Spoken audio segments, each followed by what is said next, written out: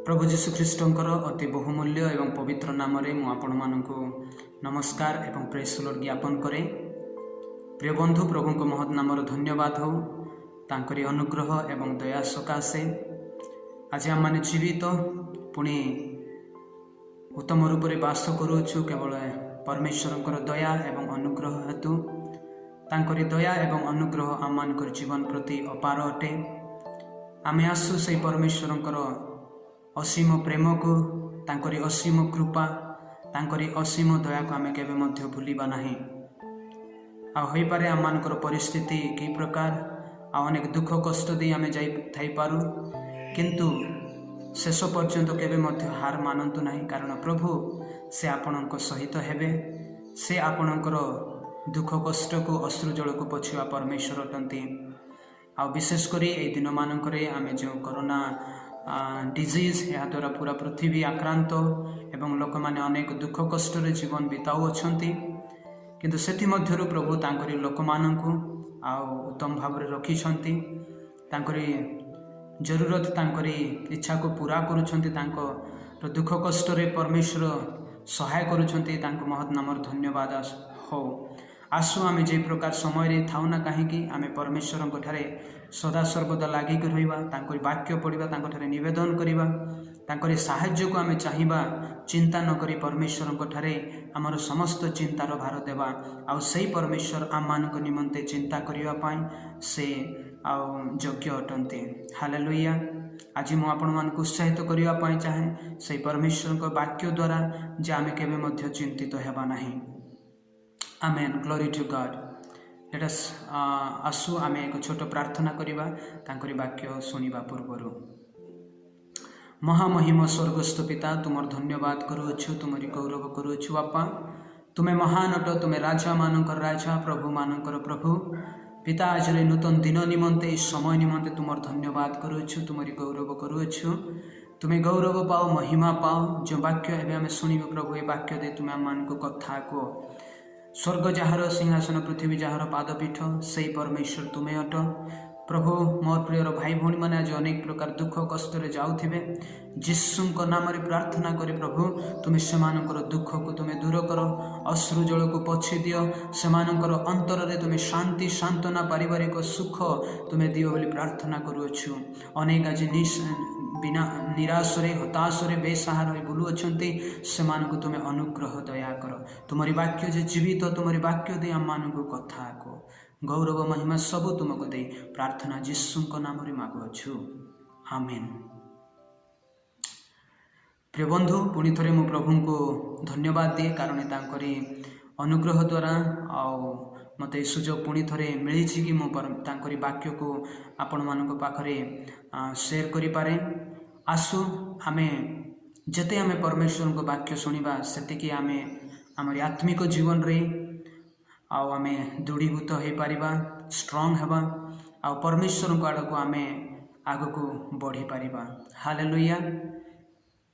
तो आमे जते बेले परमेश्वर को सेवा करूछु आ ये जगत रे बसवास करूछु, आमे सत्य ईश्वर को जानिछु आ परमेश्वर को ऊपर भरोसा करी आमे चालुछु। यह सत कथा, किंतु ए जगत रे ए प्रकार कौन सी मनुष्य नहांती जहाँ को पाखरे चिंता नहीं। आउ आज मोर विषयटी है कि चिंतित हुअंतु नहीं, चिंतित हुअंतु नहीं। चिंता करिबा एवं चिंतित रहिबा अलगा अलगा अटे। हाँ, मनुष्य हिसाब रे आमको केते केते बेले केमिति काम करिबी आउ या कि प्रकार हबो आउ किछि आमे प्लान करि थाउ ताहाकु मध्य चिंता कहा जाए। किंतु सबु समय रे आम मानकर जीवन रे आउ आमे निराश हताश भाव रे सबु समय रे खाली आम जीवन प्रति आमरी परिस्थिति प्रति आमरी अनेक विषय ने जदि आमे व्यस्त रे अछु, हारी जाई अछु, ताहाकु चिंतित कहा जाए। तो प्रभु जीशु ख्रीष्ट से जेते बेले जगत रे थिले से लोक मानकु एक समय रे ए विषय से कही थिले, से निजर शिष्य मानकु सही कही थिले चिंतित हो नाही। जेते बेले आमे माथ्यू पुस्तक तार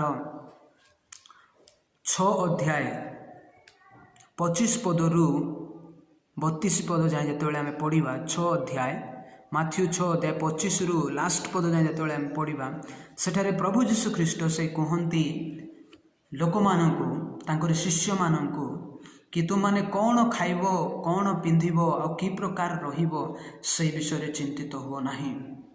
आकाशर पक्षी मानू देख से माने बुणती ना कि बा काटती ना आ तुम स्वर्गस्थ पिता से जहाँ आवश्यक से प्रदान करती पुणी से खुशी रे उड़ी बुली बुली जहाँ मिले से खाई बंचुअछंती।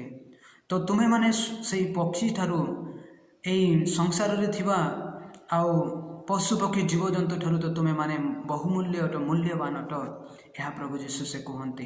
तो तुम्हारी स्वर्गस्थ पिता तुम मान को कौन पाई अधिक न देवे केवल आपणकर पुणी मो काम होची आमे से प्रभु को मागिबा विश्वासर हृदय नहीं आमे तांको निजर पिता हिसाब रे से आमानकर गोटे बंधु हिसाब रे आमे तांको मागिबा कि प्रभु मोर यह आवश्यक आउ तुम्हें मते पूरण कर। आमेन।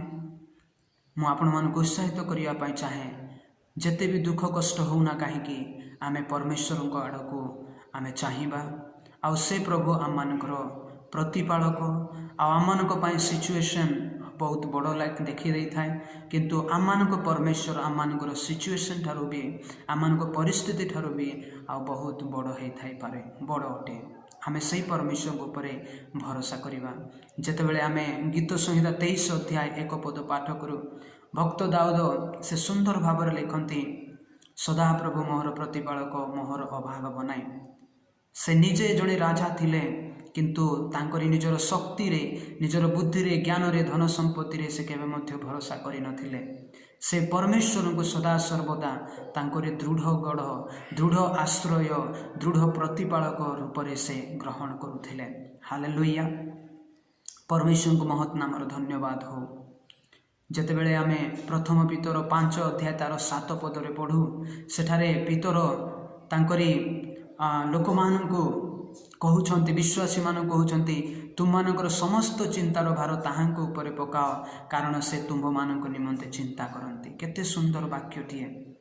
आज आम माने अनेक समय चिंता करि थाओ चिंता कि प्रकार आमे देबु ताहा आमे बुझी पार न थाओ। आमे निजर परिवार वर्ग को निजर बंधु बांधव को आम मानकर चिंता दे थाओ किंतु से माने अल्प समय पाई आम मानकर चिंता को पूर्ण करि पारि थांती किंतु आम मानकर स्वर्गस्थ पिता से आज मध्य आम मानक से आह्वान करती आज मध्य से आम मानक पई जगी रखिछंती कि तोर चिंता तोर भार तोर चिंतार विषय तोर जीवन रो प्लानिंग मो हाथ रे दे मु तो पई चिंता करूची परमेश्वर ताहा कहते। हालेलुया। केवल आपणक काम मो काम एतिकी जे आमे always we have to be fully surrender in the mighty hand of God। आमे परमेश्वर को ठारे सदा सर्वदा भरोसा रखिबा ताहांको आड़को आमे नुआइबा ताहले से परमेश्वर आम मानको किछि भी समय से आम मानको आशीर्वाद पुणी आमर जरूरत को पूर्ण करिया पाई से सक्षम अटंती। हालेलुया। गीत संहिता 46 अध्याय तार 1 पदरे ए प्रकार लिखा जाए। गीत संहिता 46 अध्याय 1 पद परमेश्वर आम मानकर आश्रय और बल दुर्दशा काल रे अति निकटवर्ती सहाय। परमेश्वर आम मानकर आश्रय और बल अटंती दुर्दशा काल रे अति निकटवर्ती सहाय। हालेलुया। आम परमेश्वर को निज दुख कष्ट समय ताहांको आमे निजर बल ताहांको आमे निजर आश्रय भाविबा आमे ग्रहण करिबा सही परमेश्वर आम मानकर ढाल हेबे। आ अनेक दुख कष्ट आसिले मध्य जे प्रकार परिस्थिति रे थिले मध्य प्रभु से आम मानको खाद्य पुणी आम मानकर आवश्यक विषय से आम मानक जगाइबे। हालेलुया। आमे जेतेबेले मने पकाओ सारीपत्र विधवा आउ एलियो को पाई से खाद्य प्रस्तुत कले आउ से विश्वास कले जे एलियो को प्रभुंकर दास को मु ए रोटी टे नहीं देवी तो आउ मो प्रति परमेश्वर आशीर्वाद हबो।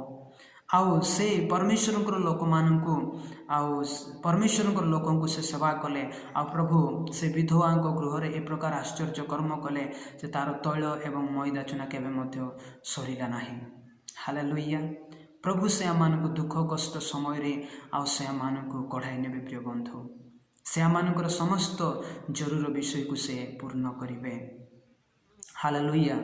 आमे केवल निज विषय कौन करी कि प्रकार रही मो जीवन प्रति कौन हेब यही प्रकार चिंताधारा अनेक समय शैतान ठारू आसी थाए। आमे चिंतित हेबा नाई, आमे दुखित हेबा नाई, सही परमेश्वर को आमे निजर आश्रय गढ़ मानिकी चलिबा। से परमेश्वर को ऊपर आमे सदा सर्वदा भरोसा करिबा। से प्रभु आम मानकर समस्त विषय को से परिणत आवश्यक विषय को से परिणत करेंगे। आमेन। जेतेबेले आमे माथ्यू तार 6 अध्याय 33 पदरे पढ़ू, किंतु तुम्हें माने सर्वप्रथमे ताहांकर राज्य और धार्मिकता को अन्वेषण कर, आउ समस्त विषय मध्य तुम मान को दियाजिवो। एही समस्त विषय प्रभु जीशु से कहिले, तुम्हें यही सब विषय भाविबा पूर्वर तुम्हें मो पितांकर कार्य को साधन कर। आम मैंने अनेक समय सांसारिक विषय आम चिंतित हो जाता, अनेक समय खाली सांसारिक विषय आम परिपूर्ण होकर आम माति जाता, किंतु प्रभु से कहती तुम्हें जदि सांसारिक विषय मातिकी रही तुमको मिल ना। तुम्हें सर्वप्रथमे परमेश्वर को मो पितांकर राज्य एवं धार्मिकता को अन्वेषण कर, तो तुम जहाँ भी आवश्यक सा तुम मान को दिज्व। एठार कहते आम अनेक समय प्रभु को भूली जाऊ, आमर निज इच्छा आम काम कर बसु। किंतु प्रिय बंधु, जदि आपण जीवन में आप सक्सेस देखापी चाहते, आपणकर जीवन में आ कि आश्चर्य कर्म देखापी चाहते, आपणकर जीवन में शांतिर जीवन, आनंदर जीवन, आपणकर परिपूर्णता जीवन देखापी चाहते, ताहेले आमको तांकर राज्य एवं धार्मिकता को तांकरी वाक्य को आम मान को पालन करने को पड़ो। तांकरी आमे परमेश्वर जे प्रकार पवित्र आम मान से प्रकार पवित्र हवा को पड़ो। आउ जते भी दुख कष्ट आसिले मध्य आमे से परमेश्वर को ऊपर भरोसा करिकी रहिबा को पड़ो। ताहेले प्रभु से आम मानकर समस्त जिनिस को समस्त आमर आशा को से प्रभु पूर्ण करिवे। हालेलुया।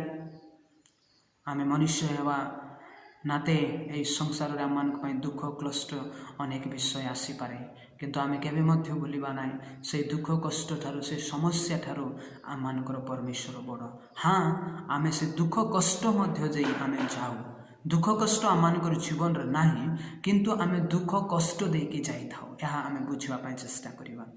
प्रभु से दुख कष्ट रो आम मान को बाहर करके आनिबे। हालेलुया। आज भी प्रभु जीशु से आपण को मत से डाकू अच्छी, हे परिश्रांत और भारग्रस्त लोक समस्ते मो निकट को आस, मु तुम्भ मान को विश्राम देवी। आसु आमे यही आह्वान को ग्रहण करूँ। प्रभु जीशुंकर ये सुंदर आह्वान को आमे स्वीकार करूँ। आमे निज हृदय नहूँ, आमे अन्य निज सांगसाथी अन्य परिजन मान को कहू, आस जीशु पाखक आस, से जीवन में शांति देवे, से जीवन में मुक्ति देवे।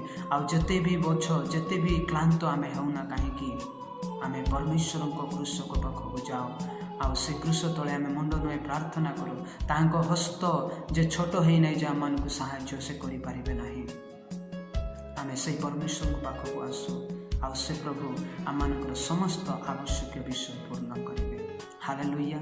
आमे परिस्थिति को देखि डरी जीवा नहीं, आमे संसार अनेक विषय को देखिकी डरी जीवा नहीं, आमको आम जीवन में कौन होगापी जाऊँगी भविष्य में यही विषय को नहीं डरवा ना। समस्त विषय आम परमेश्वर हस्त में समर्पण करवा। सही प्रभु आम मान को सहायता करेंगे, से आम मान को संभालेंगे। He is in complete control for you and me my dear friend.